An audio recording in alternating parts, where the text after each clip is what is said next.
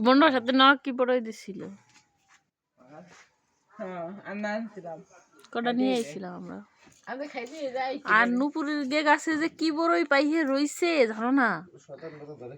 কেউ খায় না মনে হয় উল্টো ব্রিজের উপর তো যে কেমন দেখা যায় আসো খাইতে এসো পিঠে ঠান্ডা হয়ে গেলে ভালো লাগবে না আসো মায়েরও খাইছো মানুষের না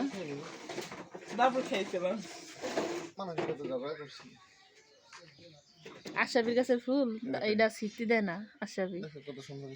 নাবিল তাও ছিঁড়ে ফেলা একদম টাটকা দেখাই যায় না